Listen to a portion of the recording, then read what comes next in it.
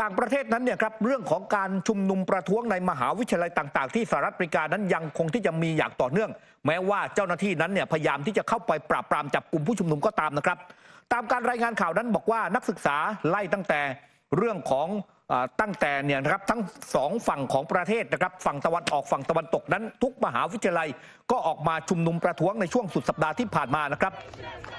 เพื่อที่จะเรียกร้องเนี่ยนะครับให้ทางด้านอิสราเอลนั้นยุติในการที่จะเข้าไปปราบปรามกลุ่มฮามาสในปาเลสไตน์แล้วก็เข็นฆ่าประชาชนชาวปาเลสไตน์เสียชีวิตเป็นจำนวนมากเนี่ยนะครับการประท้วงเนี่ยนะครับก็แผ่ลามไปตามมหาวิทยาลัยต่างๆทั่วทั้งสหรัฐถูกจุดชนวนขึ้นจากการจับกลุ่มผู้ชุมนุมนับร้อยคนที่มหาวิทยาลัยโคลัมเบียเมื่อสัปดาห์ที่แล้วทั้งนี้มหาวิทยาลัยโคลัมเบียนั้นกลับสู่ความสงบเมื่อวันที่ 27 เมษายนไม่มีการรายงานการบุกจับที่ก่อความโกลาหลวุ่นวาย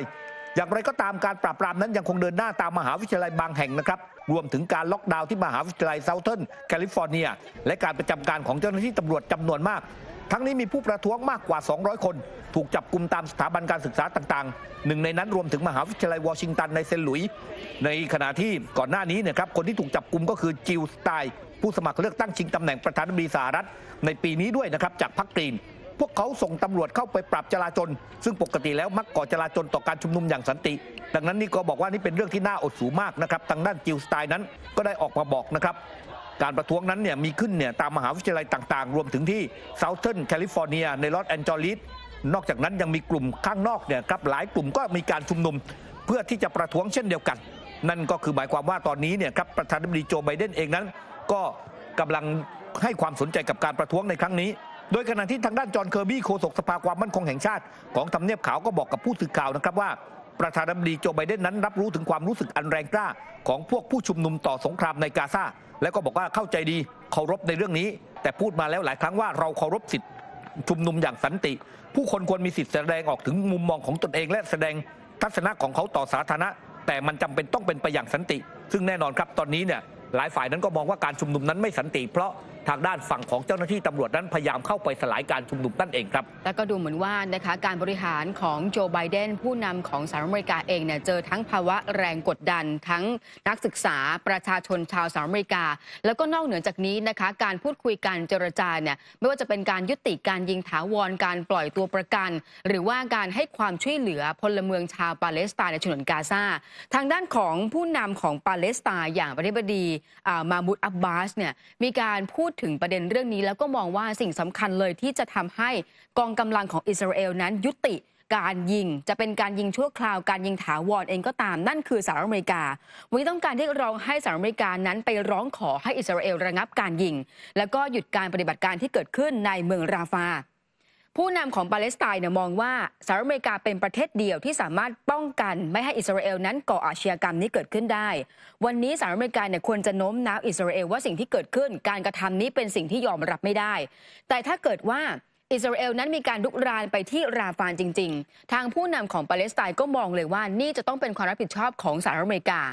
สอดคล้องกันนะคะที่สว.คริสแวนฮอลแลนด์แห่งพรรคเดโมแครตรวมไปถึงสสรายอื่นๆพยายามกดดันให้กับทางด้านโจไบเดนผู้นำของสหรัฐอเมริกามีการกำหนดเงื่อนไขความช่วยเหลือทางทหารเพื่อต้องการกดดันให้อิสราเอลนั้นมีการยุติเรื่องของการยิงหรือแม้กระทั่งการยิงหยุดยิงถาวรและก็ไม่ต้องการให้มีพลเรือนชาวปาเลสไตน์เสียชีวิตไปมากกว่านี้รวมไปถึงตั้งคำถามด้วยว่าวันนี้ฝ่ายบริหารของโจไบเดนมีการประเมินกองกำลังอิสราเอลอย่างเหมาะสมหรือไม่ทั้งการปฏิบัติตามกฎหมายระหว่างประเทศหรือแม้กระทั่งการที่อิสราเอลใช้อาวุธที่สหรัฐส่งมาแล้วก็มีการดำเนินการโจมตีไปที่ฉนวนกาซาหรือว่าจะเป็นเมืองราฟาเองก็ตามนั้นมันถูกต้องตามกฎหมายแล้วหรือยังค่ะครับในขณะที่ทางด้านกลุ่มฮามาสนั้นได้มีการเผยแพร่คลิปวิดีโอตัวประกันสหรัฐอเมริกาและอิสราเอลนะครับที่ยังถูกควบคุมตัวอยู่ในฉนวนกาซาโดยในคลิปวิดีโอมีการระบุวันเวลาที่แน่ชัดว่าทางด้านไม่มีการระบุวันเวลาที่แน่ชัดนะครับแต่ก็บอกว่าออมรีมิรานตัวประกันชาวอิสราเอลวัย 47 ปีถูกจับมาเป็นเวลา 202 วันส่วนชีสซีเกลตัวประกันอีกรายหนึ่งซึ่งเป็นพลเรือนสหรัฐอายุ 64 ปีก็กล่าวถึงวันหยุดเทศกาลปัสกาและระบุว่าคลิปเนี่ยเพิ่งถ่ายทำขึ้นเมื่อไม่นานมานี้ ตัวประกันทั้ง2 คนนั้นถูกควบคุมตัวในฉนวนกาซาตั้งแต่กลุ่มฮามาสเปิดฉากเนี่ยครับเมื่อวันที่ 7 ตุลาคม 2566 กลุ่มฮามาสนั้นเพิ่งจะเผยแพร่คลิปวิดีโอยืนยันการมีชีวิตอยู่ของตัวประกันก่อนหน้านี้เมื่อช่วงต้นสัปดาห์เป็นคลิปของเฮิร์สโกเบิร์กโปลินชาวอเมริกันเชื้อสายอิสราเอลวัย 23 ปีที่อยู่ในสภาพที่ไม่มีแขนซ้ายท่อนล่างหลังสูญเสียไประหว่างการโจมตีของกลุ่มฮามาสความเคลื่อนไหวดังกล่าวยังมีขึ้นในขณะที่กลุ่มฮามาสนั้นเปิดเผยว่ากำลังศึกษารายละเอียดข้อตกลงพักรบล่าสุดของอิสราเอลซึ่งทีมเจรจานั้นไกลเกลี่ยของอียิปต์ส่งคณะผู้แทนไปอิสราเอลเพื่อผลักดันให้การเจรจาหยุดชะงักเดินหน้าต่อไปหลังฮามาสปฏิเสธข้อเสนอหยุดยิง6 สัปดาห์แลกกับการปล่อยตัวประกันที่เหลือ40 คนก่อนหน้านี้กลุ่มฮามาสยืนกรานว่าข้อตกลงใดๆก็ตามควรออกแบบครอบคลุมการยุติสงครามอย่างถาวรการถอนทหารอิสราเอลออกจากฉนวนกาซาอย่างสมบูรณ์และการส่งผู้พลัดถิ่นกลับคืนบ้านเกิดโดยปราศจากข้อจำกัดขณะที่อิสราเอลยืนยันจะกวาดล้างกลุ่มฮามาสในดินแดนปาเลสไตน์ที่ถูกปิดล้อมให้สิ้นซากและปล่อยตัวประกันอย่างไรก็ตามล่าสุดนั้นรัฐมนตรีต่างประเทศอิสราเอลระบุว่าแผนการปฏิบัติการรุกเมืองราฟาทางตอนใต้ของฉนวนกาซาอาจถูกเลื่อนออกไปครับซึ่งจากการเปิดเผยนี้นะคะรัฐมนตรีต่างประเทศอิสราเอลเนี่ยบอกเลยว่าแผนการโจมตีเมืองราฟาที่อยู่ทางตอนใต้ของฉนวนกาซาจะถูกระงับถ้าเกิดว่าสามารถที่จะบรรลุข้อตกลงคือณตอนนี้เองเนี่ยทั้งอียิปต์แล้วก็กาตาร์เป็น2 ประเทศนะคะที่เป็นคนกลางในการเจรจาไกล่เกลี่ยกันสิ่งที่เกิดขึ้นก็คือการผลักดันข้อตกลงหยุดยิงหลังจากที่เกิดการโจมตีหรือการตอบโต้กันมาอย่างยาวนานกว่า200 วันด้วยกันอิสราเอลแคทรัฐมนตรีต่างประเทศอิสราเอลเนี่ยบอกเลยว่าการปล่อยตัวประกันวันนี้คือสิ่งสำคัญที่สุดสำหรับอิสราเอลผู้สื่อข่าวเลยถามเพิ่มเติมว่านั่นหมายถึงเรื่องของการยุติการทำตามแผนที่จะบุกเข้าไปที่เมืองราฟาในการที่จะไปกวาดล้างกลุ่มฮามาสใช่หรือไม่รัฐมนตรีต่างประเทศบอกแบบนี้นะคะบอกว่าใช่ถ้าเกิดมีข้อตกลงที่ตกลงกันได้ก็จะมีการระงับการดำเนินการทันทีค่ะครับในขณะที่ทางด้านฝั่งของดักลาสเมอร์เร่ผู้สื่อข่าวชาวอังกฤษนั้นได้มีการเผยแพร่บทความในหนังสือพิมพ์นิวยอร์กโพสต์อ้างว่าศาลอาญาระหว่างประเทศซึ่งกำลังสืบสวนกรณีฮามาสนั้นเนี่ยครับบุกเข้าไปอิสราเอลในวันที่ 7 ตุลาคมและการตอบโต้แก้แค้นของอิสราเอลต่อเหตุการณ์ดังกล่าวกำลังมีแผนดำเนินคดีข้อหาอาชญากรรมสงครามเป็นรายบุคคลโดยเฉพาะกับทางด้านเนทันยาฮู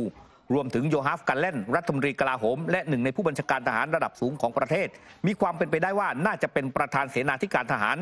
โดยในทันยาฮูนั้นได้แชร์บทความของเมอร์เร่บนแพลตฟอร์ม X ยืนยันว่าตราบใดที่เขายังอยู่ในอำนาจอิสราเอลนั้นจะไม่มีวันยอมรับความพยายามใดๆของทางด้านศาลอาญาระหว่างประเทศที่จะต้องบ่อนทำลายสิทธิโดยธรรมชาติในการป้องกันตนเองเขากล่าวบอกว่าคำขู่จับทหารและเจ้าหน้าที่ของชาติประชาธิปไตยหนึ่งเดียวในตะวันออกกลางและรัฐยิวหนึ่งเดียวในโลกใบนี้เป็นเรื่องอุกอาจเราไม่อาจอ่อนข้อให้กับมันได้นายกรัฐมนตรีรายนี้ยืนยันต่อว่าปฏิบัติการทางทหารของอิสราเอลในกาซาเป็นแค่การทำสงครามกับพวกผู้ก่อการร้ายฆ่าล้างเผ่าพันธุ์ซึ่งเราจะเดินหน้าจนกว่าจะบรรลุเป้าหมายแห่งชัยชนะในขณะที่ ICC จะไม่มีส่งผลกระทบใดๆต่อปฏิบัติการของอิสราเอลอีกด้านหนึ่งนั้นมันจะเป็นแบบอย่างที่อันตรายที่คุกคามทหารและเจ้าหน้าที่ของโลกประชาธิปไตยทั้งมวลที่กำลังสู้รบกับความป่าเถื่อนของพวกก่อการร้ายและพวกรุกรานข้อมูลของกระทรวงสาธารณสุขในกาซาตอนนี้ยอดผู้เสียชีวิตจากปฏิบัติการโจมตีทางอากาศและการจู่โจมภาคพื้นดินของอิสราเอลต่อชาวกาซานั้นเนี่ยคุณผู้ชมครับแต่ระดับ 34,388 คนและก็ได้รับบาดเจ็บอีกกว่า 77,400 คนโดยยุทธการดังกล่าวเป็นการแก้แค้นที่พวกฮามาสบุกโจมตีเล่นงานอิสราเอลเมื่อวันที่ 7 ตุลาคม 2566 นั่นเองครับส่วนเรื่องของความช่วยเหลือนะคะการส่งมอบทั้งเรื่องของอาหารเนี่ยเข้าไปที่ฉนวนกาซานะนับตั้งแต่ที่มีการโจมตีจากกองกำลังอิสราเอลเนี่ยไปโดนเจ้าหน้าที่องค์กรของ World Kitchen World Central Kitchen ปรากฏว่าในช่วงจังหวะนั้นเนี่ยทำให้การส่งมอบอาหารของ World Central Kitchen นั้นต้องหยุดการดำเนินการลงแล้วก็มีการประณามสิ่งที่เกิดขึ้นทำให้ทางการของอิสราเอลเปิดการสอบสวนนะคะถึงข้อผิดพลาดที่เกิดขึ้นว่าโจมตีไปโดนเจ้าหน้าที่ได้อย่างไรปรากฏว่าล่าสุดนี้นะคะเอรินกอร์ประธานเจ้าหน้าที่บริหารขององค์การสูงสุดของ World Central Kitchen มีการเปิดเผยว่าหลังจากที่มีการพูดคุยหารือกันกับเจ้าหน้าที่ว่าจะมีการดำเนินการในการส่งมอบอาหารหรือว่าช่วยเหลือผู้คนพลเมืองชาวปาเลสไตน์ต่อไปหรือไม่ล่าสุดก็เดี๋ยวจะมีการเริ่มต้นนะคะในการดำเนินการใหม่ทั้งหมดแล้วก็พิจารณาแล้วว่าท้ายที่สุดแล้วทางด้านของ World Central Kitchen นั้นต้องมีการส่งมอบอาหารต่อไปภารกิจตอนนี้ในการส่งมอบอาหารให้กับพลเมืองชาวปาเลสไตน์เนี่ยเป็นเรื่องที่ยากลำบากที่สุดแต่ว่าก็มีความจำเป็นเพราะว่าณวันนี้เองความช่วยเหลือนั้นต้องมีการส่งมอบให้ทั่วถึงถ้าย้อนกลับไปเนี่ยจะเห็นว่า World Central Kitchen นั้นได้มีการแจกจ่ายอาหารในฉนวนกาซาไปเนี่ยมากกว่า43 ล้านมื้อ 62%ด้วยกันนะคะแล้วก็หลังจากนี้ไปเนี่ยก็มีการเริ่มในการส่งอาหารกลับเข้าไปอีกโดยมีรถบรรทุกเข้าสู่แดนราฟา 276 คันด้วยกันขณะที่ผู้นำของสหรัฐอเมริกากับผู้นำของอิสราเอลเนี่ยพยายามที่จะพูดคุยกันถึงประเด็นเรื่องนี้เรื่องของความช่วยเหลือแล้วก็การประสานงานค่ะครับก็ตอนนี้เนี่ยนะก่อนหน้านี้เนี่ยทางด้านในส่วนของWorld Central Kitchen นั้นเนี่ยเขายุติการดำเนินการในการช่วยเหลือด้านอาหารแก่ชาวปาเลสไตน์ไปเนื่องจากว่าเจ้าหน้าที่นั้นเนี่ยถูกโจมตีจนเสียชีวิตกันไปเนี่ยนะครับคุณผู้ชมแต่ว่าตอนนี้พวกเขานั้นจะกลับเข้าไปให้การช่วยเหลืออีกครั้งหนึ่งนะครับในขณะที่ปัญหาอีกอย่างหนึ่งในส่วนของฉนวนกาซานั่นก็คือเรื่องของการปกครองหลังจากนี้เพราะก่อนหน้านี้เนี่ยคุณผู้ชมครับปาเลสไตน์เนี่ยมันจะถูกแบ่งออกเป็น2 ส่วนก็คือส่วนที่เป็นฉนวนกาซาซึ่งถูกปกครองโดยกลุ่มฮามาสและในส่วนของอีกฝั่งหนึ่งเนี่ยนะครับนั่นก็จะถูกปกครองด้วยพรรคฟาตานะครับนั่นก็คือในเขตเวสต์แบงก์โดยทางด้านประธานาธิบดีมามูสอับบาสก่อนหน้านี้แล้วก็คณะรัฐมนตรีซึ่งตอนนี้ก็ลาออกกันไปแล้วเนี่ยนะครับคุณผู้ชมครับแต่ว่าสิ่งที่เป็นปัญหาก็คือว่าทั้ง2 ฝั่งนี้เนี่ยคือไม่เข้ากันไงนะคือเป็นคนละพวกกันนะครับเดิมเนี่ยฟาตาก็ปกครองในส่วนของฉนวนกาซานั่นแหละแต่มีความรู้สึกว่าชาวบ้านชาวช่องเนี่ยก็มีความรู้สึกว่าพรรคฟาตาเนี่ยไปสมยอมกับอิสราเอลก็เลยถูกไล่ให้ไปอยู่ในส่วนของโน่นแหละครับไปอยู่อีกฝั่งหนึ่งเพราะไปอยู่อีกฝั่งหนึ่งเนี่ยตอนนี้ก็ปกครองแล้วก็เป็นรัฐบาลที่ได้รับความชอบธรรมแล้วก็ได้รับการยอมรับเนี่ยคุณผู้ชมพอทางด้านอิสราเอลเนี่ยบุกฉนวนกาซาเขาก็บอกว่าเดี๋ยวจะต้องจัดกระบวนการใหม่ถ้าเกิดตั้งรัฐปาเลสไตน์กันเข้ามาแล้วก็บอกว่าในส่วนของกลุ่มฮามาสนั้นจะต้องไม่เข้ามาบริหารงานในส่วนของ